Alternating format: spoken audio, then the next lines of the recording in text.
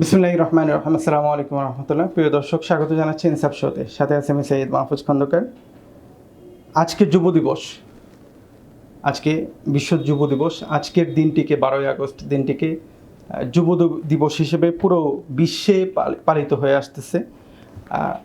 আমাদের দেশেও ছোট পরিসরে হলেও যুব দিবস কিছুটা হলেও পালন হয়। আজকে যুব দিবস উপলক্ষে আমাদের ইনসাফ শোতে দুইজন যুবক আলোচককে আমন্ত্রণ জানানো হয়েছে। আমরা চেষ্টা করব, তাদের থেকে জানার চেষ্টা করব যুবকদের, বাংলাদেশের প্রেক্ষাপটে যুবকদের রাজনৈতিক, সামাজিক বা ব্যবসায়িক ক্ষেত্রে নিজেকে প্রতিষ্ঠিত করার ক্ষেত্রে কি কি বাধার সম্মুখীন হয়, যুবকরা কী ধরনের সমস্যার সম্মুখীন হয়, এই বিষয়গুলো নিয়ে আলাপ করব। আমার সাথে আছেন গার্ডিয়ান পাবলিকেশনের এমডি নূর মোহাম্মদ আবু তাহের এবং ইসলামী শাসনতন্ত্র ছাত্র আন্দোলনের সাবেক সভাপতি এবং বর্তমান ইসলামী আন্দোলন বাংলাদেশের সহপ্রচার সম্পাদক শেখ ফজলুল করিম মারুফ। নূর ভাই এবং মারুফ ভাই, আপনাদেরকে স্বাগত ইনসাফের আজকের এই অনুষ্ঠানে, আজকের শোতে।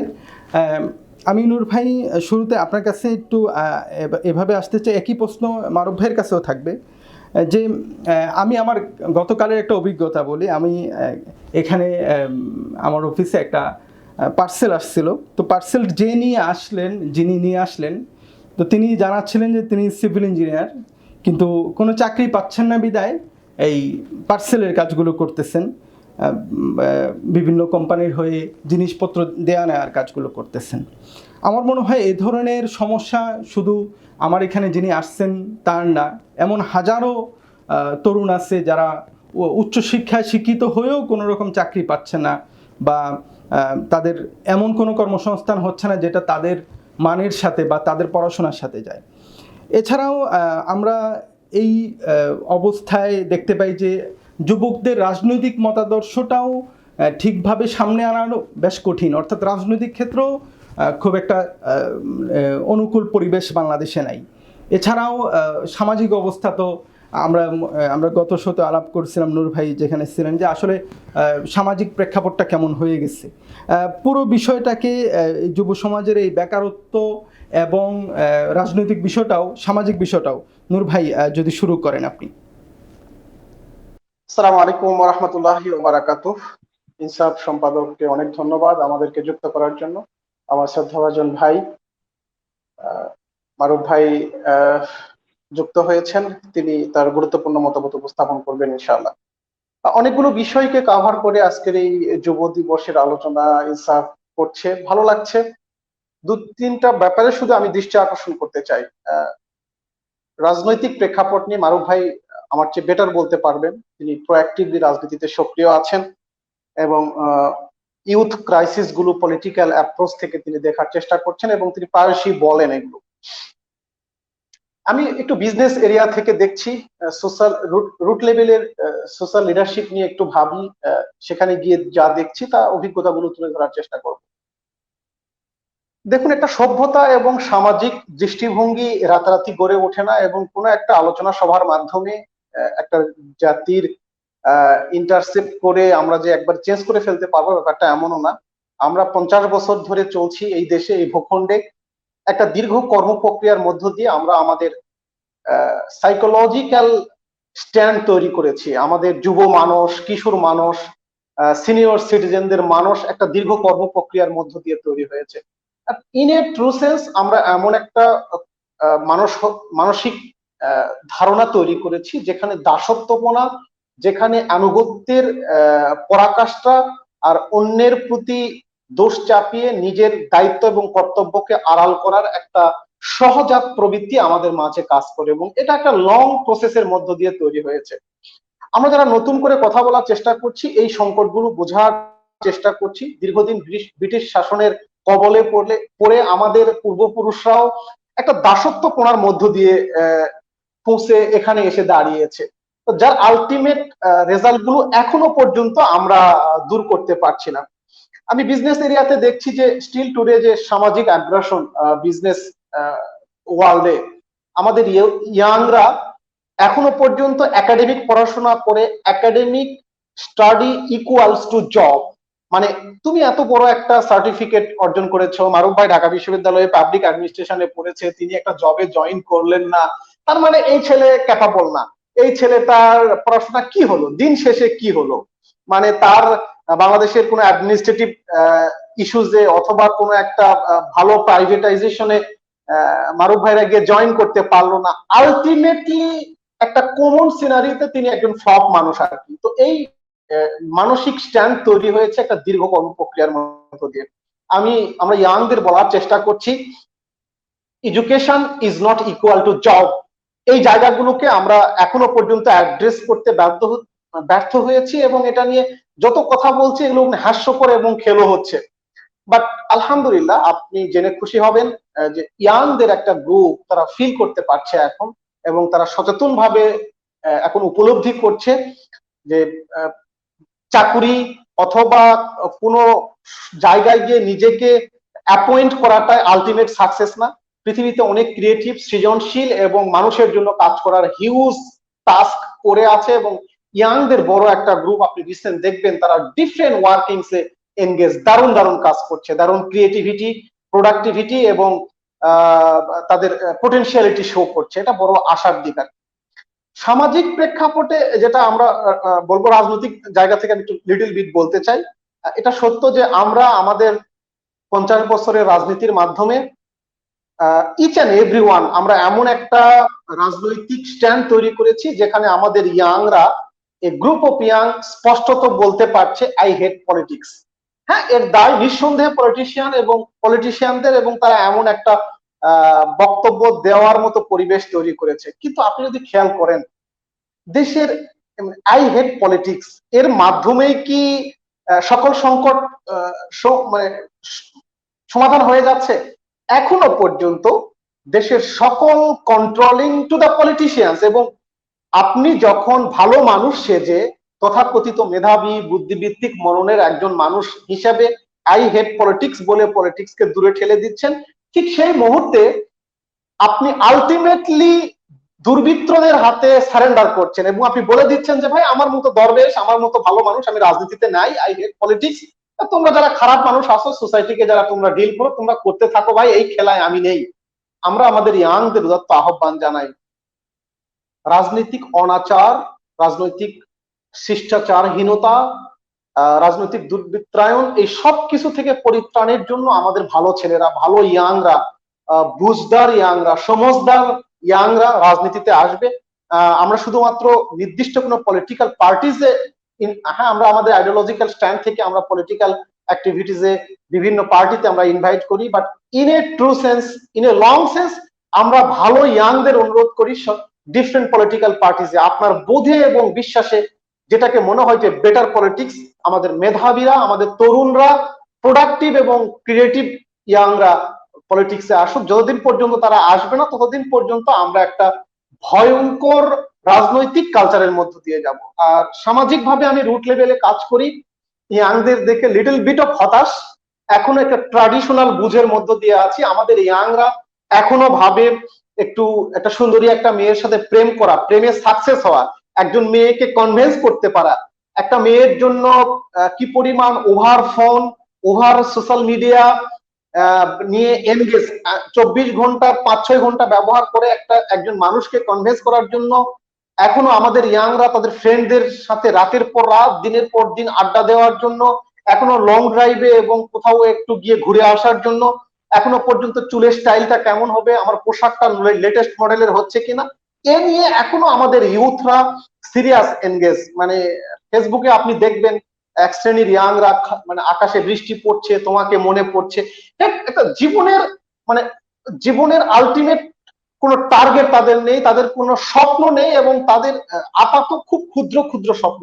বড় হতাশার ইয়াংদের নিয়ে এতটুকুই। একই সাথে আমি বেশ কিছু লিটল বিট ইয়াংকে দেখেছি যারা সত্যিকার অর্থেই বয়স ছাপিয়ে দেশের জন্য, সমাজের জন্য কাজ করছে, ভাবছে, এবং তাদের ফিলোসফিক্যাল স্ট্যান্ড, তাদের বোঝাপড়া এবং তাদের নিত্য নৈমিত্তিক চলাফেরা অনেক ম্যাচিউর, অনেক প্রোডাক্টিভ, এবং তাদের চিন্তাগুলো অসংখ্য সিনিয়র সিটিজেনকেও ছুঁয়ে যাচ্ছে। তো আমাদের মনে হয় এই যুব দিবসের এই আজকের এই দিনে দাঁড়িয়ে আমার ইয়াংদের প্রতি আহ্বান করার সময় এসেছে।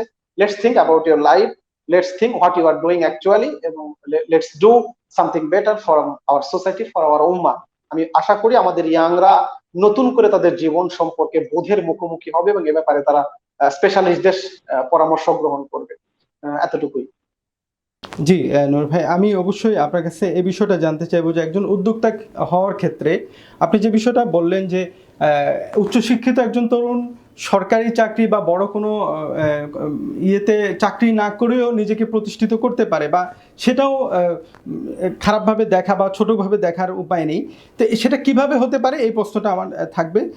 মারুফ ভাই, আপনার কাছে আপনি যে বিষয়টা আমি প্রথমে বলছিলাম যে বেকারত্ব এবং রাজনৈতিক সমস্যা, সামাজিক, এটা এই বিষয়ে আপনি যদি চান একটু বলবেন। আর আপনার কাছে আমার প্রথম প্রশ্ন হলো, ইসলামপন্থী তরুণরা, আমি ইসলামপন্থী বলতে এখানে বড় অর্থে আমাদের দেওবন্দি অঙ্গন বা কওমি অঙ্গনকেই একটু বেশি বুঝাচ্ছি, এই তরুণরা কি হতাশ, মানে এই তারুণ্যের বা এই যুবকদের মধ্যে কি হতাশা কাজ করতেছে, আপনার কি মনে হয়?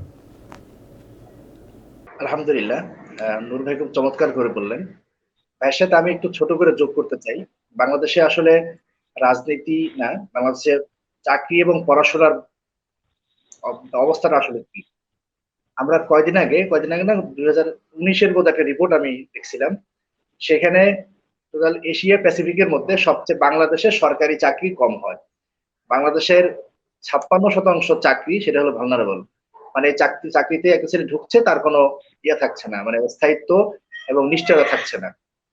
এই বাস্তবতা আছে। আবার অপরদিকে ডুইং বিজনেস নামে একটা রিপোর্ট জাতিসংঘ করে, মানে বিশ্ব ব্যাংক করে, তাদের রিপোর্টেও বাংলাদেশের অবস্থা এতটা খারাপ যে বাংলাদেশের চেয়ে আফগানিস্তানে ব্যবসা করা ভালো, ভালো ব্যবসা করা যায় ডুইং বিজনেসের রিপোর্ট অনুসারে। ফলে এই বাস্তবতা তো আছেই। এই বাস্তবতা কেন হলো আমরা সবাই জানি। আপনারা যদি স্যামুয়েল পি হান্টিংটনের সভ্যতার সংঘাতটা পড়ে থাকে, তাহলে দেখবো সেখানে সে বড়ভাবে দেখাইছে পশ্চিমকে ইসলাম চ্যালেঞ্জ করছে। তার একটা বড় জায়গা হলো মুসলমানদের জনসংখ্যা এবং যুবক জনসংখ্যা। তো এখন মুসলমানদের যুবক জনসংখ্যা এটা একটা শক্তি যা পশ্চিমকে প্রায় হারায় দিচ্ছে। এই জায়গাটাতে ওরা একটা ভয় অনুভব করে এবং এই তরুণকে, ইসলামী তারুণ্যকে দমিয়ে দেওয়ার জন্য ওরা বহুমাত্রিক প্রচেষ্টা চালায়। তো তার মধ্যে এটা একটা যে মুসলিম তারুণ্যরা যেন ব্যবসায়, শিক্ষায়, চাকরিতে কোথাও সফল না হয় তেমন বারোয়ারি ব্যবস্থা তৈরি করে রাখা আছে। এটা সামগ্রিক ফলাফলের কারণে আমরা বর্তমান বাংলাদেশে এই খারাপ অবস্থার মধ্যে যাচ্ছি। তো এটা হলো একটা দিক। আর পরবর্তীতে আপনি যেটা বললেন যে রাজনীতিতে ইসলামপন্থী তারুণরা হতাশ কিনা, এটা যদি কমই অঙ্গন হয় তাহলে বলতে হবে যে হতাশার চেয়ে বড় প্রশ্ন হলো তরুণরা কি করতে হবে সেটাই তারা বুঝতেছে না। যেমন ধরেন আমাদের ফেসবুকটাও মানুষের মনোভাব বোঝার বড় একটা মাধ্যম। এই ফেসবুকে নূর ভাই বললেন বিশ্ববিদ্যালয়ের তরুণদের কথা, আমারও ঢাকা বিশ্ববিদ্যালয়ের সবগুলো গ্রুপে আমি অ্যাড আছি। ভাইয়ের কথার সাথে দ্বিমত করার কোনো কারণ নাই, ওইরকমই হয়। কিন্তু ইসলামী অঙ্গনের যে ফেসবুকের যে আচরণ, সেটা দেখেও বোঝা যায় তারা আসলে রাজনীতি তো দূরের কথা, এই মুহূর্তে তার কি করা উচিত এটা নিয়ে সে জানে না, দ্বিধাদ্বন্দ্বিত। এবং সেই দ্বিধার থেকে, না জানার থেকে হতাশা, ক্ষোভ, উগ্রতা সব ধরনের বিষয় আসছে। এন্ড এটা না জানার অনেকগুলো কারণ। একটা হলো আমি তো দোষ দিতে পারি যে আমাদের বড়রা কেন রাস্তা তৈরি করলো না, তেমনি ভাবে আমরাও যারা তরুণ বলে আছি তারাও আসলে এই জাতির সামনে, তরুণদের সামনে আদর্শ উপস্থাপন করা যায় নাই। এটা হলো একটা কথা। আবার এর পিছনে কিছু কারণও আছে। আপনি জানেন যে পশ্চিমে যখন ধর্ম নিরপেক্ষতাবাদ জন্ম হয়, তার একটা জায়গা ছিল যে পশ্চিমের যে চার্চগুলো ছিল, চার্চগুলো তো অন্যায় অবিচার অনেক রকম করতো, কিন্তু একই সাথে ধর্মীয় নেতৃত্বের বিরুদ্ধে আহ, বিরূপ মনোভাব তৈরি করা হয়েছিল, যার যথার্থ কারণও ছিল। এখন একটা সমাজে তো ইসলাম তো রিজাল এবং কিতাব দিয়ে চলে। কিতাব বাস্তবায়ন হয় রিজাল দিয়ে। যদি রিজালকে বিতর্কিত করা যায় তাহলে কিতাবও অবাস্তবায়িত থেকে যায়। এখন বাংলাদেশের ইসলামপন্থার রিজালদেরকে বিতর্কিত করার একটা প্রবণতা আছে। সেটা হলো বয়স্ক রিজাল হোক আর তরুণ রিজাল হোক। যেমন আমি খুব বিনয়ের সাথে বলি, কেউ কারো দোষ মানে আমার দায় দিয়েন না। যেমন আদনান ভাইকে, আবু তাহমাদ আদনান ভাইকে একরকম বিতর্কিত করা হবে, নূর মোহাম্মদ ভাইকে একরকম বিতর্কিত করা হবে, তিনি জামাত ঘরানার। আমাকে একরকম বিতর্কিত করা হবে, তিনি সুফি ঘরানার। এসব বলে বলে যত রকম রিজাল্ট তৈরি হচ্ছে, যুবক হোক, নবীন হোক, প্রবীণ হোক, সব ধরনের রিজাল্টকে বিতর্কিত করা হয়। করার ফলে হচ্ছে কি যে যখন রিজাল্ট থাকতেছে না তখন কিতাবকেও ধরে মানুষ সামনে আগাতে পারছে না। ফলে একটা বিশৃঙ্খলা আসছে। এটার খুব মারাত্মক ভয়াবহ ফলাফল আছে। আজকের যুব দিবস এটাও একটা পশ্চিমের প্রবর্তিত একটা দিবস, আমরা সেটাকে কাজে লাগাচ্ছি। কিন্তু আমরা মুসলমানরা বা আমরা ইসলামী তরুণরা নিজেদের থেকেই এমন কোনো দিবস, যুবকদেরকে উৎসাহিত করা, তাদেরকে স্বপ্ন দেখানোর জায়গাটা আমরা আসলে দেখাতে পারছি না। আপনি দেখেন আফগানিস্তানে তালেবানদের জয় হলো, এটা সামগ্রিক ইসলামপন্থার জন্য একটা বড় উৎসাহের ব্যাপার। তো রাশিয়াতে 1917-তে যখন বিপ্লব হলো, তারপরে সুনামির মতো সমাজতন্ত্র ছড়িয়ে পড়ছিল, এখন সেটা হওয়া উচিত। কিন্তু ইসলামপন্থীদের মধ্যে এখন তর্ক হলো জিহাদি ইসলামপন্থার জয় হলো না রাজনৈতিক ইসলামপন্থার জয় হলো। তো তর্কটা কিন্তু আরেক জায়গায় চলে গেছে, এখন জিহাদি ইসলামপন্থা তাদের জয়, রাজনৈতিক ইসলামপন্থার দোষারোপ করছে। ফলে এত বড় একটা অর্জনকেও আমরা সম্মিলিত কাজে লাগাতে পারছি না। তো তারুণ্যের এই জায়গাগুলো তো আছেই, সেগুলো তো কথা বলা হচ্ছে। তো আপনি যে প্রশ্ন করছেন যে হতাশা, আমার কাছে হতাশার চেয়ে মনে হয় তাদের সামনে আসলে লক্ষ্যই নাই, কোথায় যাবে সেটাই তারা বুঝতেছে না, জানতেছে না, যার ফলে আমরা আসলে খারাপের দিকে যাচ্ছি। স্যামুয়েল পি হান্টিংটন যেটা আমাদের শক্তি হিসেবে চিহ্নিত করছিলেন, সেটা বোধহয় এখন আমাদের দুর্বলতার দিকেই যাচ্ছে কিনা, এই প্রশ্নটা আসলে খুব জরুরিভাবে করা উচিত। জি, নূর ভাই, আমি যেটা প্রশ্ন করতেছিলাম যে কিভাবে সম্ভব একজন তরুণ সরকারি, এটা স্বাভাবিক, পড়াশোনার পরে এটাই ধারণা করা হয়, পরিবার সমাজ এটাই ধারণা করে যে উচ্চশিক্ষিত হয়েছে একটা ভালো সরকারি চাকরি পাবে, সরকারি চাকরি না পেলেও এমন একটা প্রতিষ্ঠানে চাকরি পাবে যেটা নামি দামি হয়, কিন্তু উদ্যোক্তা হওয়ার এটা রিস্কি মনে করা হয়। এটা কিভাবে সম্ভব, আপনার কিভাবে মনে হয়? না দেখুন, আমি দুটো ব্যাপারেই বলতে চাই যে চাকুরির বিপক্ষে স্ট্যান্ড নেওয়াটা কঠিন। আমি ইয়াংদের উদাত্ত আহ্বান জানাই যে আপনি আপনার লাইফকে ইম্প্যাক্টফুল হিসেবে তৈরি করেন। বাংলাদেশেও এখন আমাদের এই ভূখণ্ডেও সহ সারা পৃথিবীতেই এমন কিছু জব পজিশন আছে যেগুলোতে সোসাইটির জন্য ইম্প্যাক্টফুল কিছু করা যায়। সে ফর এক্সাম্পল, আপনি অ্যাডমিনিস্ট্রেশনের একজন এসপি, পুলিশ প্রশাসনের একজন SP, you can do something better for your society. আপনি কোনো একটা মিনিস্ট্রির সেক্রেটারি, আপনি ভালো কিছু করতে পারবেন।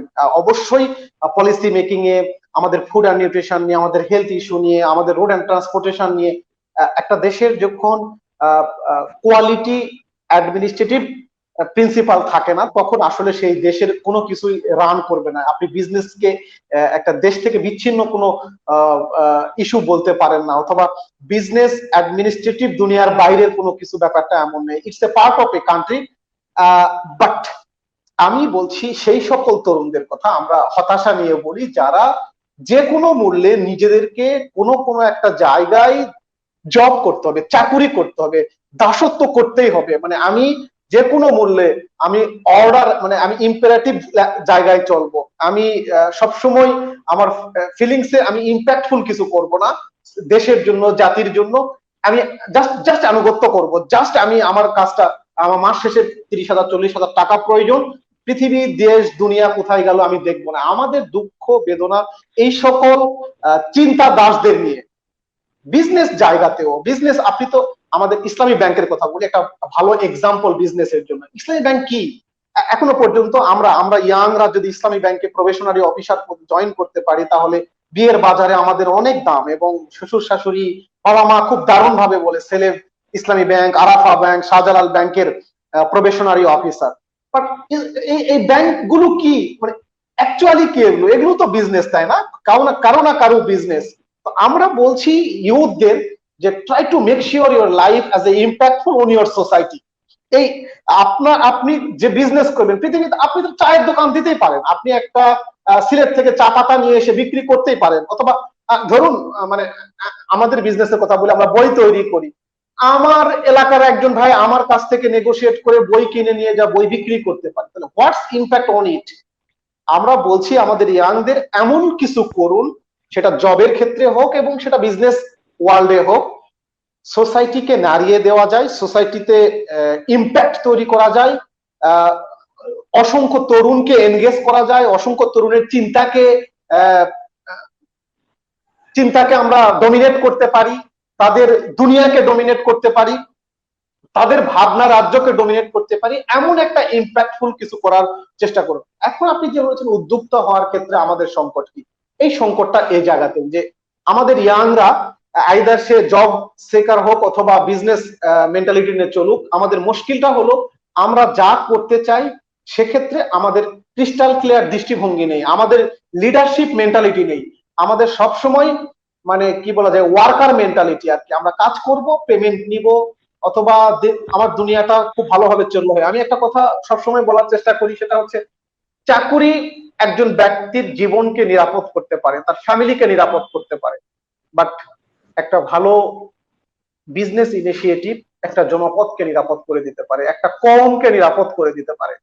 তো আমাদের তরুণদের খুব উদ্যোক্তা হওয়ার পেছনের বড় রেশনাল যে পিছুটান, সেটা হচ্ছে সোশ্যাল অ্যাগ্রাসন, সামাজিক রেপুটেশন, দীর্ঘদিন ধরে চলে আসা রসম রেওয়াজ, এবং নিজের দৃষ্টিভঙ্গিকে খুবই ছোট্ট জায়গায় দেখার একটা সহজাত প্রবৃত্তি। এখান থেকে বের হয়ে আসতে পারলে উদ্যোক্তাদের প্রয়োজন যে দুঃসাহস, সৃজনশীলতা এবং ক্রিয়েটিভিটি, তাহলে যে কোনো উদ্যোগ, যে কোনো বিজনেস ইনিশিয়েটিভ হোক, আমি বলছি না যে বিজনেস আমাদের, আমি যদি বলে ফেলি 10 মিনিট স্কুল, আপনি যেভাবেই বলুন, আউটস্ট্যান্ডিং একটা মানে ওয়ার্কিং প্লেস, যেখানে লাখো মানুষকে তারা শুয়ে দিচ্ছে। Though it's their business, but there is something extraordinary, something impactful materials for the society. তা আমরা আমাদের ইয়াংদের অনুরোধ করি, স্ব জায়গা থেকে, স্ব অবস্থান থেকে আপনি এমন কিছু করুন যা হাজারো মানুষকে ছুঁয়ে যাবে, হাজারো মানুষের জীবনে প্রভাব তৈরি করবে এবং হাজারো মানুষকে সেখানে এনগেজ করবে। আমাদের ইয়াংদের দৃষ্টিভঙ্গিটা এমনটাই হোক, এটি আমরা প্রত্যাশা করি। জি নূর ভাই, আমি নিশ্চয় আবার এই বিষয়টা আরো একটু বিস্তারিত বোঝার জন্য আসবো। আর এছাড়াও যেটা মারুফ ভাই বললেন যে বিষয়টা যে আমাদের তরুণরা বিভক্ত হয়ে যাচ্ছে, একটা বিজয়কে বিজয় হিসাবে না দেখে কোন ধরনের বিজয় হয়েছে ওইটা নিয়ে বিতর্কে চলে যাচ্ছে, ওই বিষয়ে আপনার মতামত চাইব। মারুফ ভাই, আমি আরেকটু ভিন্ন বিষয় আসি, যে ইসলামপন্থী রাজনীতির মধ্যে বা সামগ্রিক বাংলাদেশের রাজনীতির মধ্যে আপনি বলতে পারেন যে তরুণদের নেতৃত্বে আসা বেশ কঠিন হয়ে যায়। যদিও আমরা, আপনি যে দলের মধ্যে আছেন ইসলামী আন্দোলন বাংলাদেশে, এখন তরুণরাই নেতৃত্ব দিচ্ছে, কিন্তু সামগ্রিকভাবে যদি বাংলাদেশে দেখা যায়, যে বয়সে জিয়া রহমান কিংবা বঙ্গবন্ধু ইন্তেকাল করছেন, ওই বয়সের নেতাদেরকে এখনো রাজনীতির জন্য উপযোগীও মনে করা হয় না, প্রথম বা তৃতীয় সারির নেতা মনে করা হয়। এই যে সামাজিকভাবে যুবকদের নেতৃত্বে না আসতে পারা, এর কারণ কি? সামাজিক বলতে আমি রাজনৈতিক নেতৃত্বে সামাজিকভাবে বাধার কারণে আসতে না পারা, এর কারণ কি? আলহামদুলিল্লাহ, নূর ভাই কিছু বিষয় বলছেন। আসলে নেতৃত্ব বলেন, ব্যবসা বলেন, চাকরি বলেন, ফানেল ক্যাজুয়ালিটি থিওরি অনুসারে 200 বছর 300 বছর ধরে সেটা আচরণ দ্বারা, আজকে আমি কি সিদ্ধান্ত নিব সেটা 200 বছর 300 বছরের আচরণ দ্বারা সেটা নির্ধারিত হয়। এখন আমাদের এই অঞ্চলে মধ্যবিত্ত সমাজের যে গড়ে ওঠার যে ইতিহাস, সেটা যদি দেখেন তাহলে ও কথাই সত্য যে আমরা আসলে নেতৃত্ব দিয়ে কেউ গড়ে ওঠে নাই। এখানে সবাই গড়ে উঠছে হলো কাজ করে। আমাদের এখানে জাতে ওঠার একটা প্রবণতা আছে, সেটা নূর ভাই বলে ফেলছেন যে সরকারি চাকরি পেলে জাতে ওঠে, অন্য কোনো ভাবে জাতে ওঠে না। আর কেউ যদি জাতে না উঠে তাকে অনুসরণ না করার ক্ষেত্রেও একটা প্রবণতা আছে। এখন আমাদের এখানে নেতৃত্ব উঠছে না কেন? শুধু রাজনৈতিক সংগঠন তো না, অন্যান্য সব জায়গাতেই তরুণরা নেতৃত্ব দিতে পারছে কি না, এই প্রশ্নটা আসলে খুব জরুরি। যেমন ধরেন বাংলাদেশ সরকারে বা জনপ্রশাসনে যদি কাউকে নেতৃত্ব দিতে হয়, তাহলে তাকে বয়সের একটা সীমা পার হয়ে গিয়ে তাকে নেতৃত্ব নানা ধাপ দেওয়া আছে। রাজনৈতিক অঙ্গনেও কেউ যদি নেতৃত্ব দিতে চায়, তাহলে তাকে অনেকগুলো ধারাবাহিকতা অতিক্রম করে যাওয়া লাগে।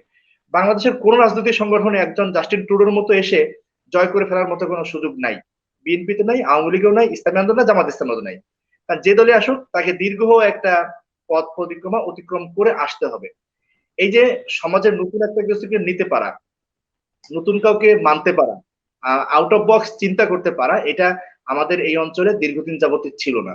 না থাকার অনেক কারণ আছে। নূর ভাই যেটা বললেন, আমরা আসলে খেয়ে পরে বেঁচে থাকতে চাই। আমাদের এই অঞ্চলের যে কৃষি ব্যবস্থা, এই অঞ্চলের যে প্রাচীন মানে অর্থ ব্যবস্থা এবং সমাজ ব্যবস্থা, সেখানেও কিন্তু আমরা এরকমই। আমাদেরকে ঘর কোনো বলে একটা আমাদের ইয়ে আছে, বদনাম আছে, যদিও অনেক পজিটিভ ব্যাখ্যাও করা যায়।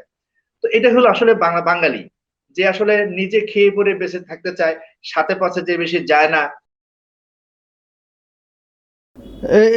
মারুফ ভাই আমার এখানে প্রশ্ন হলো, আপনি যেভাবে বলতেছেন যে বাঙালি এই ধরনেরই, কিন্তু আমরা তো দেখতে পাইছি সেরা মুক্তিযুদ্ধের সময় হোক বা এর আগেও হোক, তরুণরাই নেতৃত্ব দিয়েছে, মানে বয়স্কদের চেয়ে তরুণরাই এগিয়েছিল। তো সে মানে বাঙালির কি চরিত্র চেঞ্জ হয়ে গেল? না, আপনি এখানে তরুণ বলতে এটা বয়স সীমা তো বাড়তে হবে। ধরেন 40 থাকলে 40ও সেটা তরুণ হয় না, 40-এর নিচে হলে তরুণ ধরা যায়। কারণ বাংলাদেশে 40-এর নিচে কে এরকম বড় নেতৃত্ব দিচ্ছে? শেখ মুজিবকে যদি বলেন, সে তো একজন ব্যতিক্রম বটে, তারপরও শেখ মুজিব কিন্তু 40-এর নিচে না। বাংলাদেশে আপনি একজন জাস্টিন ট্রুডো আপনি পাবেন না, তার নামটা বলা যাচ্ছে। তো বাংলাদেশে আসলে 40-এর নিচে না, এখন তো 40 হয়েও হচ্ছে না। 50, তারেক রহমান কিংবা সজীব ওয়াজেদ বয়স 50 পার হয়ে গেছে, তারপরেও মনে করা হয় যে এরা এখনো যোগ্য না বা এরা এখনো নেতৃত্বের জন্য পরিপক্ক না। এখানে আসলে একটা দোষ দেওয়া যাবে, আর একটা কিছু ব্যাপার আছে। কারণ আমাদের এই অঞ্চলের যে শিক্ষা দর্শন, সেখানে তিন মাথা এক না হলে, বা তিন মাথা যার এক হয়েছে তার কাছ থেকে তুমি শিক্ষা নিও, আমরা ঠাকুর মাঝুরিতে শুনছি। তো এখানে বয়োবৃদ্ধদের কাছে শিক্ষা নেওয়া, এটা হলো সামাজিক একটা ব্যাপার আছে। আপনার পশ্চিমের সাথে আমাদের সামাজিক যে পার্থক্যটা, আমাদের এখানে পরিবারের যে রিলেশনটা, এই রিলেশনের ব্যাপার আছে। এখানে মুরব্বীদেরকে মান্য করা, যতদিন মুরব্বীরা জীবিত আছে তাদেরকেও অতিক্রম করে না যাওয়ার যে একটা ঐতিহাসিক প্রবণতা, সেটা এখানে কাজ করে। যেমন খালেদা জিয়ার বয়স যদি 150ও হয়, তারেক রহমানের বয়স ততদিন হয়তো 75 হয়ে যাবে, তারপরেও কিন্তু তারেক রহমান সেখানে বাচ্চা হিসেবে গণ্য হবেন। কেন? তার মা, তিনি এখন জীবিত আছেন। এই যে একটা সামাজিক ঐতিহাসিক বাস্তবতা, এটাকে অতিক্রম করে যাওয়ার সুযোগ নেই। এখন এই অতিক্রম না করে যাওয়াটা কি দোষের? আমি সেটা বলবো না। আমি বলবো যে প্রাচ্য দেশীয় যে সংস্কৃতি আর পশ্চিমা যে সংস্কৃতি, দুইটার মধ্যে পার্থক্য আছে। পশ্চিমে একটা ছেলে অল্প বয়সে পরিবার থেকে আলাদা হয়ে যাচ্ছে, 18-17 বছরে সে একটা এক জায়গায় কাজ করে তার নিজের কাছে ইনকাম করছে। আর আমাদের এখানে 25-26 বছর হলে সে বাবার হোটেলে খেয়ে বসে খাচ্ছে। আর এটা কি খারাপ ভাবে দেখবেন? না, এটা খারাপ ভাবে না, এটা আমাদের প্রাচ্য দেশীয় সংস্কৃতি। ফলে আমি যেটা বলতে চাই যে আমাদের তরুণদের নেতৃত্বে না আসাটা, এটা আসলে দোষের কিছু না। এবং ধরেন শুধু আমরা বাংলাদেশ কেন বলি, আমাদের দুটার প্রাচ্যেই আমাদের নবীরা কেউ তো তরুণ বয়সে নবী হন নাই। সবাই হচ্ছেন 40, যেটা মধ্য বয়সের শুরু, এটাকে তরুণ বলা যায় না আসলে। 40টাকে সবাই কিন্তু ওই বয়সে নবী হয়েছেন। কেউ কিন্তু 30 বছর 35 বছর নবী হন নাই। তো এটা আমাদের দোষের না, এটা ভালো। এখন কথা হলো যে তরুণদের নেতৃত্বে আসা জরুরি না, বরং সে যেখানে আছে, নূরবাজিরা বারবারই বলতে চাইছেন, সে যেখানে আছে সেখান থেকে ভালো কিছু করা, সমাজকে প্রভাবিত করতে পারার মতো কিছু করা, সেটা করতে পারা। আর তার চেয়ে হলো বাংলাদেশের তরুণরা, বাংলাদেশ সমাজ, তারা অন্যকে নিয়ে ভাবার চেয়ে সে নিজেকে নিয়ে বেশি ভাবে। তাই বলবো যে আপনি নিজেকে নিয়ে ভালো থাকেন, সেটাও যদি করতে পারেন তা অন্তত ভালো। কিন্তু হতাশা না হওয়া। বিশ্ববিদ্যালয়গুলোতে যেটা খুব ভয়ঙ্কর চিত্র, অনার্স মাস্টার শেষ হয়ে যাচ্ছে ঢাকা বিশ্ববিদ্যালয় 24-25-এ, তারপরে একটা ছেলে 30 বছর পর্যন্ত সে কোনো কোনো কিছু করে না, শুধুমাত্র MP3 পড়ে কাটায় দেয়। পড়াশোনা যে করে তাও ভালো কিছু না। এই 5-7 বছর কেউ যদি মাটিও কাটে, তাতেও একটা পাহাড় বানায় ফেলা যায়, সেই পাহাড়কে কেন্দ্র করে একটা পর্যটন স্পট করে ফেলা যায়। তাও হচ্ছে না, শুধু MP3 পড়তেছে। এরপর যখন সে 30-এর পর যখন চাকরি পায় না, BCS পায় না, ভাই নিশ্চয়ই তাদের সাথে কথাবার্তা আছে, আমারও কিছু কথাবার্তা আছে। এরপরে সে যদি বাংলাদেশ ব্যাংকের গভর্নর হয়ে যায় ভাগ্যক্রমে, তাও সে একটা চিরন্তন হতাশা নিয়ে ভোগে যে সে BCS ক্যাডার হতে পারলো না। তো এইটা একটা খুব খারাপ এবং ভয়ঙ্কর দিক। ইদানিংকালে দেখি যে চাকরির বয়স 32 করা উচিত। আমার মাঝে মধ্যে ইচ্ছা করে যে আন্দোলন করা উচিত, চাকরির বয়স 25। যে ছেলে 25-এ পারবে সে চাকরি করবে, সে চাকরি করবে না, সে নতুন কিছু করুক। তো এই জায়গাটাতে আমাদের সামগ্রিক পরিবর্তন আনা উচিত। আর নেতৃত্বে না আসার ক্ষেত্রে অনেক, আপনি কমে মাত্রা দেখেন না, শাইখুল হাদিস যার বয়স যত বেশি হয়, সে তত মূল্যবান শাইখুল হাদিস হয়। আর তরুণ বয়সে একজন যতই ভালো দর্শ দিক, সে ভালো শাইখুল হাদিস হয় না। তো এটা আসলে দোষ না, এটা আমাদের প্রাচ্য দেশীয় সংস্কৃতি এরকম আর কি। জি। এখানে আমার একটু অ্যাডিশন আছে। ইয়াং লিডারশিপ বলতে আমরা কি বুঝছি আসলে? মানে ইয়াং লিডারশিপ কি ধরে নেন political parties, government, business area সবকিছুতেই আমাদেরকে বসিয়ে দেওয়া হলো। আমরা ধরুন একটা পলিটিক্যাল পার্টির আমি আগামীকাল চিফ অথবা সেকেন্ড ইন কমান্ড হয়ে গেলাম, তাহলে কি হবে? মানে আপনি ইয়াং লিডারশিপ বলতে তো এটা বোঝাচ্ছেন, তাই না? আমরা যে গতিশীলতা, সৃজনশীলতা, প্রোডাক্টিভিটি, ম্যাচুরিটি, এই তো মানে একটা মানে কি বলা যায়, একটা পেস, গতি। দেখুন, পলিটিক্যাল পার্টিস বলুন অথবা যে কোনো জায়গাতেই বলুন, লিডারশিপ তো আর কুস্তি লড়ে না যে বয়স কম হলে, শক্তি সামর্থ্য বেশি হলে সে ভালো কুস্তি লড়তে পারবে। একটা নেতৃত্ব চলে পলিসির উপরে, ইনফ্রাস্ট্রাকচারের উপরে। সেটা ইয়াং হোক অথবা সিনিয়র সিটিজেন হোক, যদি পলিসিটা সুন্দর হয়, ইনফ্রাস্ট্রাকচারটা সুন্দর হয়, তবেই সেটা ইয়াং লিডারশিপ হিসেবে গণ্য হবে। আপনি বয়স বিবেচনা, একজন মানুষ খুব 75 বছরের মানুষ, সুতরাং তিনি ব্যর্থ মানুষ, মানে তার দ্বারা আর কিছু হবে না। একজন সিনিয়র মানুষ তো একটা দীর্ঘ কর্ম অভিজ্ঞতার মধ্য দিয়ে, অনেক কিছুর মধ্য দিয়ে জেনে বুঝে তিনি ঋদ্ধ হিসেবে তৈরি হন।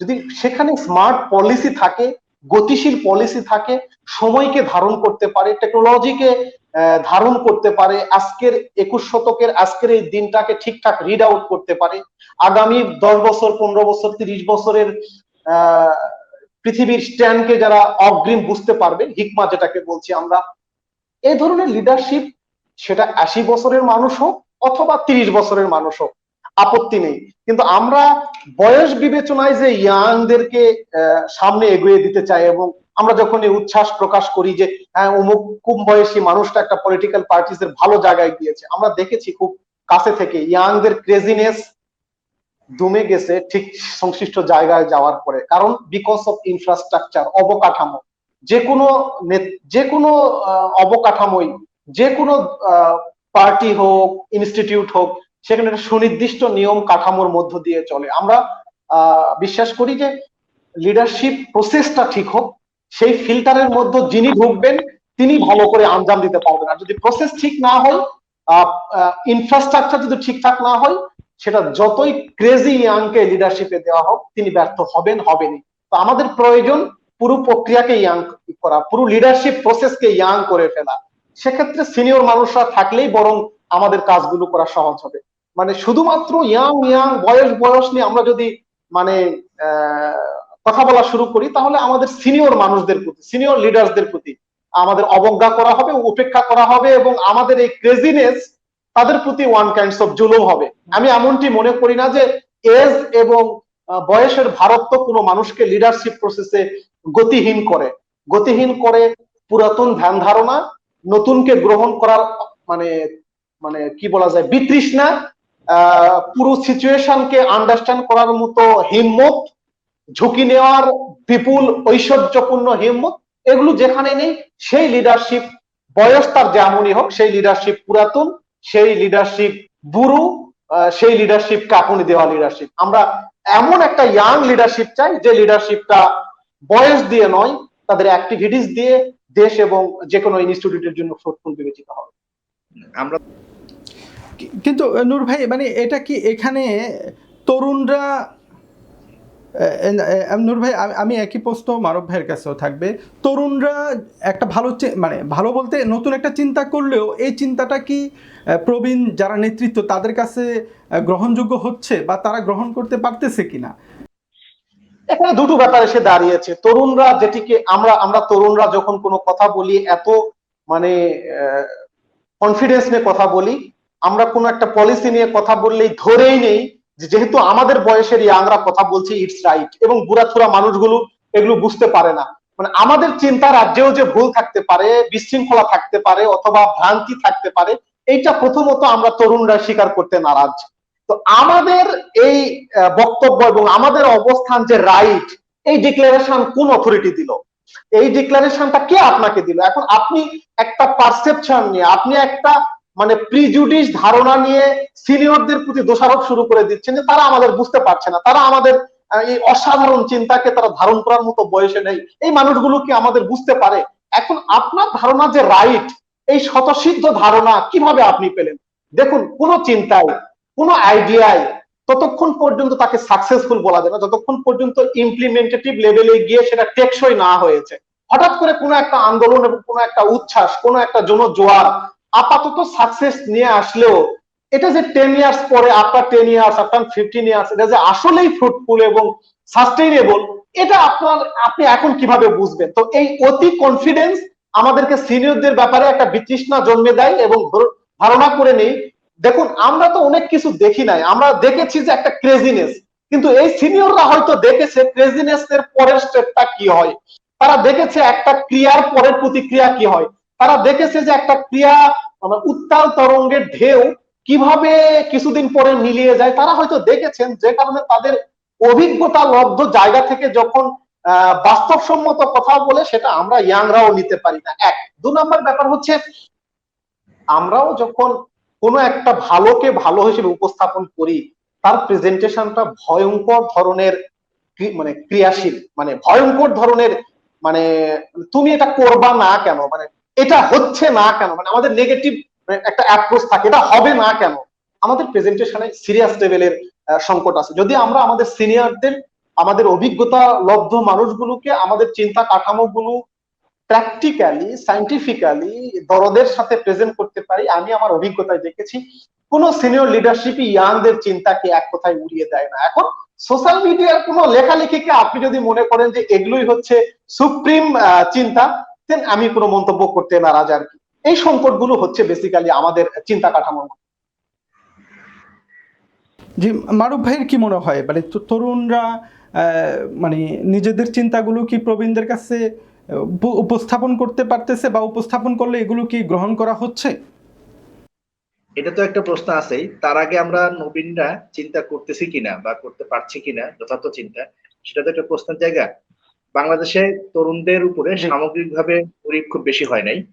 প্রথম আলো একটা জরিপ করছিল বোধহয়, তারুণ্যের ভাবনা শীর্ষক। সেই জরিপটা মনে হয় সবাই একটু মাথায় থাকা দরকার। যেমন ধরেন এখানে দেখাচ্ছে যে 72% তরুণ তারা জীবনের সাথে খাপ খাওয়াতে নিয়ে তারা দুশ্চিন্তায় আছে।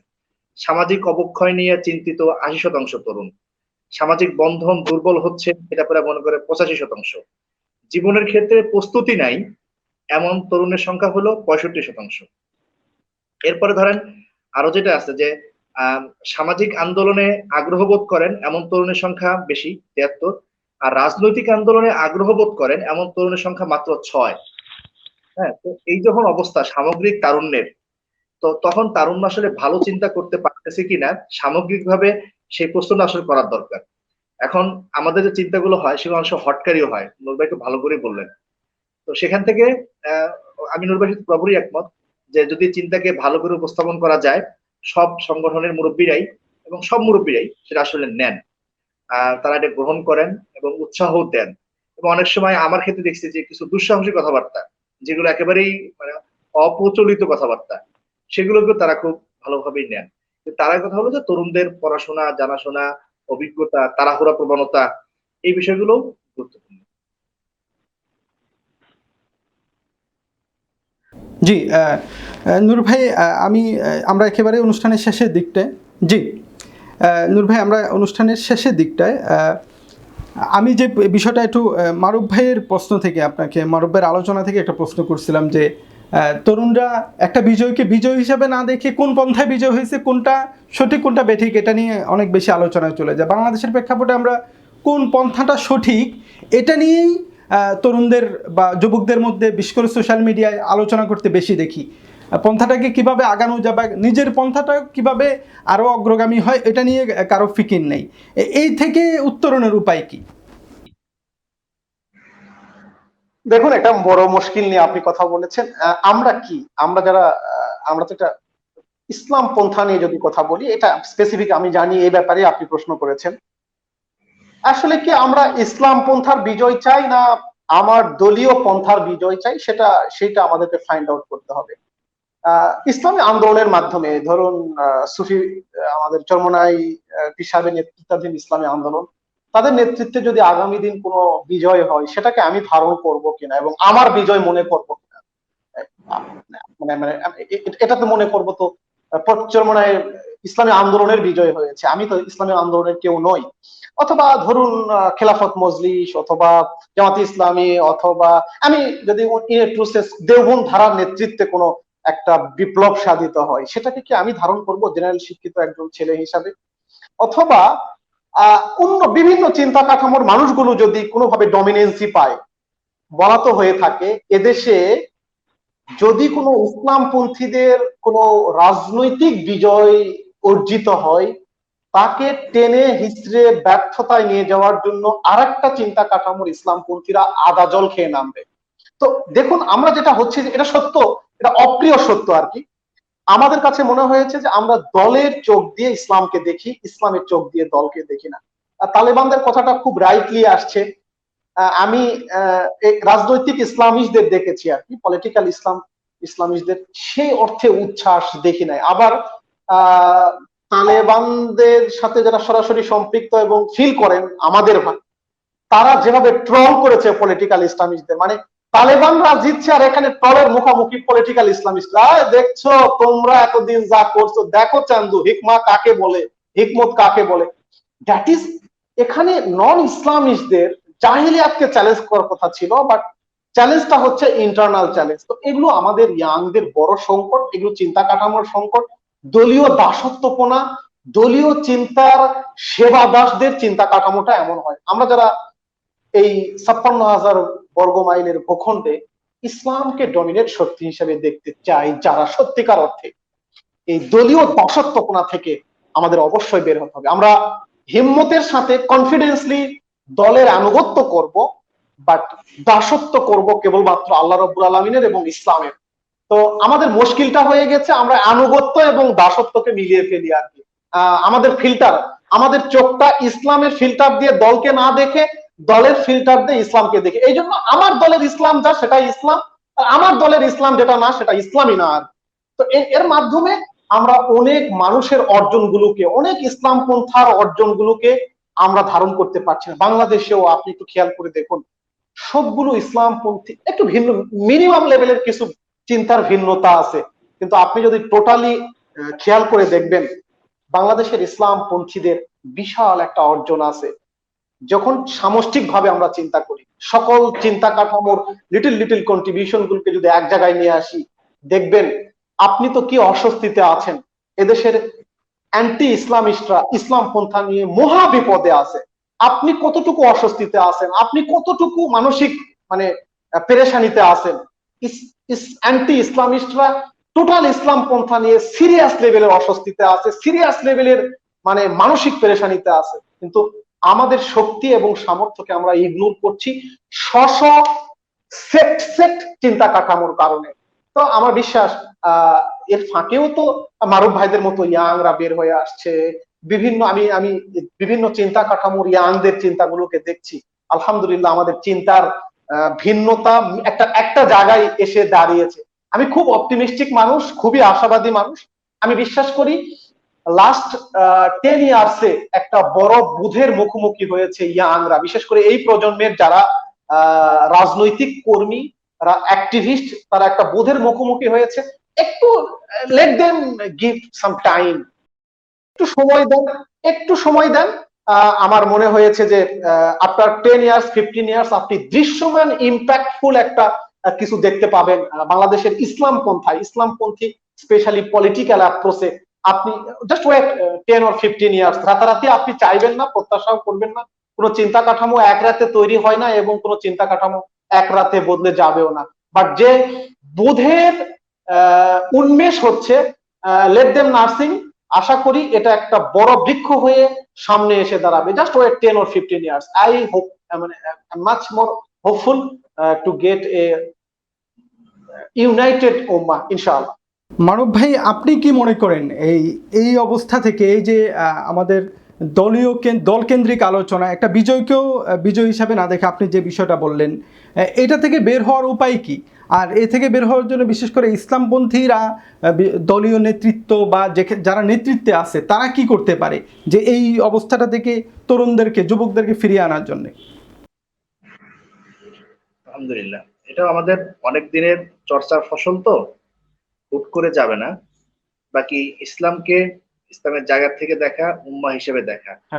পশ্চিম দলবাদিতা আমাদের মধ্যে খুব প্রচন্ড হচ্ছে। আমাদের মুখে ফজল করিম সাহেব বলতেন, আমরা এখন পার্টি হইতে হইতে এসব পার্ট হয়ে গেছে, একটা ভিন্ন ভিন্ন হয়ে গেছে। এটা আসলেই খুব ভয়ঙ্কর একটা দিক। তো সেখান থেকে উঠে আসার জন্য যেটা বললেন ওইটাই আমি বলবো, উম্মাহ কেন্দ্রিক চিন্তা করা এবং ইসলামকে একটু বড় করে দেখা। আমি আসলে আপনার ইনসাফের একটা বক্তব্য আমি একটা বলছিলাম যে আমি যখন মুসলিম তখন আমি প্রায় 150 কোটি মানুষের অন্তর্ভুক্ত, কিন্তু আমি যখন হানাফি তখন সেটা হয়ে যায় ধরেন 50 কোটি। এরপর আমি যখন দেওবন্দি তখন হানাফিদের মধ্যে হয়ে যায় 10 কোটি। এরপরে আমি যখন সুন্নি তখন আরো কমে যাই, আমি যখন চরমনাই আরো কমে যাই। তো এটা আসলে আমরা বারবার করি, আমাদের এখানে শেখানো হয়েছে কিন্তু তাড়া করে আমি চরমোনাই ধারা অনুসরণ করি, ঠিক আছে, কিন্তু আমার মূল লক্ষ্য হলো আমি মুসলিম, আমি মানবতাবাদী। ওই জায়গাটা যদি যেতে পারি, মানবতাবাদী শব্দটা অন্যরকম, কারণ পশ্চিমী মানবতাবাদ আর এক দর্শন। তো ওই চিন্তাটা করতে পারলে বিজয় হবে। এখন আমরা যাব কি করে? যাচ্ছি ইনশাল্লাহ, ধাক্কা ধাক্কি অনেক হয়েছে, তরুণরা অনেক ধাক্কা খাইছে, শিখছে, ইনশাল্লাহ ভালোটা দিকে যাব। আমি ঠিক এখনো বুঝতে পারিনি যে মারুফ ভাই কোন ধরনের মানে কোন কি দেখে আশাবাদী হচ্ছেন। তারপরও যেহেতু আশাবাদী হওয়া ভালো, আমি একেবারে শেষ পর্যায়ে আমাদের আলোচনাটা একেবারেই রাজনৈতিক হয়ে গেছে, তো আমি নূর ভাইয়ের কাছে একদম শেষ যে আপনি একজন তরুণ, একজন যুবক, কিভাবে সে নিজেকে নিয়ে স্বপ্ন দেখতে পারে এই অবস্থায়, অবশ্যই সেটা রাজনৈতিক ক্ষেত্রে না, ব্যবসায়িক বা উদ্যোক্তা হওয়ার ক্ষেত্রে, এই মুহূর্তে একজন তরুণ যে আপনার বক্তব্য শুনবে সে কিভাবে আশাবাদী হতে পারবে? না, মারুফ ভাই আশার স্বপ্ন দেখেছেন। তো কবি সেই বিখ্যাত উক্তি তো আছে যে সংসার সাগরে দুঃখ তরঙ্গের খেলা, আশা তার একমাত্র ভেলা। আমরা যারা দেশ নিয়ে চিন্তা করি, কাজ করি, তারা সত্যিকার অর্থে আশান্বিত না হয়ে কোনো উপায় নেই। খুব মরুভূমির ভেতরেও আমরা একটা পানি পাবো বলে আশা করি আর কি। তো বাংলাদেশের তরুণদের নিয়ে একেবারে অ্যাটমোস্ট হতাশার কিছু নেই। আমরা বিশ্বাস তরুণরা রেসপন্স করছে, একটু সময় লাগবে, বাট ইনশাআল্লাহ ঠিক হবে। আপনি যেটি বলেছেন যে আহ, আহ, তরুণরা কিভাবে স্বপ্ন দেখতে পারে, আমি এবং সেটা ব্র্যাকেটে বলেছেন, অবশ্যই রাজনৈতিক না। আমি এটার খুব তীব্র বিরোধী আর কি। এটা একটু বলা হয়, বলার সময় বলা যে সব ঠিক আছে, আমি কিন্তু রাজনীতি না নূর ভাই, আমি রাজনৈতিক ক্ষেত্রে এই জন্য বলি নাই, আমাদের পুরো আলোচনাটা রাজনৈতিক কেন্দ্রে হয়ে হয়ে গেছে বলে বলছি যে আপনি একজন উদ্যোক্তা হিসাবে কিভাবে বলবেন। অবশ্যই রাজনৈতিক ক্ষেত্রের বিষয়টা তো আলোচনায় থাকবেই, পুরো আলোচনাটা রাজনৈতিক ক্ষেত্রে হয়ে গেছে, এই জন্য বললাম যে উদ্যোক্তা হওয়ার জন্য কি করতে পারে একজন তরুণ। শুধু মানে পলিটিক্স এর উদ্যোক্তাও তো একটা উদ্যোক্তা আর কি। সকল উদ্যোক্তাদের জন্য আমরা বলি যে আকাশ সমান স্বপ্ন দেখা, পাহাড় সমান সংকট থাকবে, সেগুলোকে আকাশ সমান হিম্মত, সাহস, ধৈর্য এবং মেধা দিয়ে ছাপিয়ে যাওয়া, এবং শত হতাশার ভিড়ে অপটিমিস্টিক ওয়েতে সামনে মুভ করা, ভীষণ রকমের স্বপ্নচারী হওয়া, এবং ট্র্যাডিশনাল না হয়ে। আমি সবসময় একটা কথা বলে ফেলি, শেষ করছি এই কথা বলেই, পৃথিবী কেবলমাত্র তাদেরকে বেঁচে রাখবে, পৃথিবী কেবলমাত্র তাদেরকে স্মরণ করবে যারা পৃথিবীতে কন্ট্রিবিউটর, পৃথিবীর জন্য এক্সট্রা অর্ডিনারি কিছু করে। ট্র্যাডিশনালিস্টরা কবরে যাওয়ার সাথে সাথে 2-3 পুরুষের মধ্যে পৃথিবী থেকে মুছে যাবে, কিন্তু আমাদের আম্বিয়াই কিরাম, সাহাবে আজমাইন, সালফে সালেহিন, উলামাই কিরাম, ইভেন নন মুসলিমও যারা পৃথিবীতে কন্ট্রিবিউট করেছে, কিয়ামত অবধি তাদের নাম উচ্চারিত হবে। তা আমরা আমাদের ইয়াং ক্রেজি দেরকে অনুরোধ করি, just try to do something extraordinary, just try to contribute to your society, try to be someone who will be followed by lots of people, and don't try to be a follower. দুনিয়ার কোন, আজকের দুনিয়ার celebrity, তথাকথিত নায়ক নায়িকা অথবা মডেলদেরকে follow না করে নিজে নায়কোচিত, নিজে একটা এমন একটা জীবন গঠন গঠন করুন যে জীবনকে অনেকে ইন্সপায়ার হবে, যে এমন একটা জীবনে আমরা স্বপ্ন দেখি। আমি আমাদের তরুণদের উদাত্ত আহ্বান জানাচ্ছি, আসুন আমরা আমাদের পিছুটান গুলো ভুলে, আমাদের ট্র্যাডিশনাল লাইফকে ভুলে এক্সট্রা অর্ডিনারি মানুষ হওয়ার চেষ্টা করি। চেষ্টাটা করি, আমরা হতে পারবো, এটা আল্লাহর কবুলিয়াতের ব্যাপার, এবং আল্লাহ তাআলা যাকে কবুল করবেন তিনি হবেন। বাট আমরা পৃথিবীতে কন্ট্রিবিউট করার জন্য এক্সট্রা অর্ডিনারি কিছু করার চেষ্টা করব। তরুণদের আমি এতটুকুই আহ্বান জানাই। থ্যাংক ইউ ইনসাফ, থ্যাংক ইউ মারুফ ভাই, আপনি অনেক সময় দিয়েছেন। ইনসাফকে ধন্যবাদ আমাদেরকে আমন্ত্রণ জানানোর জন্য। আল্লাহ তাআলা ইনসাফকে কবুল করুন, বাংলাদেশের উম্মাকে, আমাদের উম্মাকে উম্মা হিসেবে গড়ে তুলুন, এই প্রত্যাশা ব্যক্ত করছি। আসসালামু আলাইকুম ওয়া রাহমাতুল্লাহি ওয়া বারাকাতুহু। মারুফ ভাই, শেষ কথা আপনার তরুণদের উদ্দেশ্যে বা এই যুবকদের যুব দিবসে যুবকদের উদ্দেশ্যে শেষ কথা কি বলবেন? আমি কোনো প্রশ্ন করব না। যুবকদের বলবো, আমরা যারা ইসলাম নিয়ে কাজ করি তারা ফালা আল্লাহ বাখিরুন নাফসাকা আলা আসারিহিম ইল্লাম ইউমিনু বিহাদাল হাদিসি আসাফা, ওই যে ব্যথার বেদনা, সেই ব্যথার বেদনা নিয়ে কাজ করা। আমরা যদি আমাদের ব্যথা বেদনা নিয়ে উম্মার জন্য কাজ করি, ইনশাআল্লাহ আমরা এই দুনিয়া কিংবা পরকালে আমরা সেটা অবশ্যই ফেরত পাবো। আর তরুণদের ক্ষেত্রে আমার যেটা বলার যে আউট অফ বক্স চিন্তা করা, প্রচলিত ধারা না মেনে একটু নতুন করে ভাবা, সাহস করা, আমাদের নেটওয়ার্ক গুলোকে কাজে লাগানো। আমাদের নেটওয়ার্কিংটা এটা আসলে আমরা অনেক সময় বুঝি না। আর একটা হলো যে পশ্চিম তো এখন সভ্যতার নেতৃত্ব দিচ্ছে, তখন এই পশ্চিম সভ্যতায় নিজেদের সফল করতে হলে পশ্চিমের কলা কৌশলটা ভালো করে আত্মস্থ করা উচিত। সেজন্য বেশি বেশি পড়াশোনা করা এবং হিম্মত নিয়ে বসে না থেকে কিছু একটা করা, তাহলে ইনশাল্লাহ আমরা ভালো কিছু করবো। হ্যাঁ, অনেক ধন্যবাদ আমাদের দুই তরুণ আলোচককে, যুবক দুই আলোচককে আজকে আমাদেরকে সময় দেওয়ার জন্যে। দর্শক, আমি আমাদের দুই আলোচকের দুটা বিষয় আপনাদের সামনে আনার চেষ্টা করছি। একটা হলো মারুফ ভাই যা বললেন যে তরুণদের পরামর্শ মশওয়ারা কিন্তু প্রবীণরা নেন, তবে সেটা হলো আমরা কিভাবে উপস্থাপন করতেছি এটা অনেক বেশি জরুরি। এটা অনেক গুরুত্বপূর্ণ বিষয় হলো আমরা ঠিকভাবে উপস্থাপন করতে পারতেছি কিনা। আমি আমার অভিজ্ঞতা থেকে বলতে পারি, আমার অনেক প্রবীণদের সাথে আমার কাজ করার সুযোগ হয়েছে, কাজ করে যাচ্ছি আমি তাদেরকে সবসময় এমন পাইছি যে আমার বিষয়টা যদি আমি সঠিকভাবে উপস্থাপন করতে পারি, তাদের নিজের মতের চেয়ে আমারটাকে অনেক সময় গুরুত্ব দিচ্ছেন। আমি একদম বাংলাদেশের ইসলামপন্থীদের সর্বোচ্চ লেভেলের যারা আছেন তাদের কথা বলতেছি, আমি নাম নিতে পারতেছি না সঙ্গত কারণে, কিন্তু আমি দেখছি তারা কিভাবে গ্রহণ করেন যদি সঠিকভাবে সুন্দরভাবে উপস্থাপন করা যায়। উপস্থাপনটাও অনেক বড় বিষয়। আর নূর ভাইয়ের যে কথাটা, এটা আমি বিশ্বাস করি, সবসময় এটা বলিও আমার আশপাশের মানুষকে, যে পৃথিবীতে আসা হয়েছে যেহেতু এটা একটা ছাপ রেখে যাওয়া, এমন কিছু করে যাওয়া যেটা উম্মার কল্যাণেও কাজে লাগে এবং মানুষ স্মরণ রাখে। দুনিয়াতে আসা তারাই জীবিত থাকে, তাদের চলে যাওয়ার পরেও তাদের চিন্তাগুলো জীবিত থাকে যারা উম্মার জন্যে, জাতির জন্যে বা জনমানুষের জন্য কিছু করে যেতে চায়। তো অবশ্যই আমরা যদি চেষ্টা করি, আমরা তরুণরা চেষ্টা করি, যেমন প্রবীণদের উপরেও আমাদের সে অর্থে প্রভাব না হলেও আমাদের চিন্তাগুলোকে আমরা পৌঁছাতে পারবো, তেমনি আমরা সমাজেও কিছু কাজ আমরা করে যেতে পারবো। এতক্ষণ সাথে থাকার জন্য অনেক ধন্যবাদ। বিশেষ করে যুবকদেরকে যারা এতক্ষণ সময় নিয়ে শুনছেন, তারা আমরা আশা করব যে তারা আশাবাদী হবেন আমাদের এই তরুণ দুই আলোচকের কথা শুনে। সুস্থ থাকবেন, ভালো থাকবেন। আল্লাহ হাফিজ।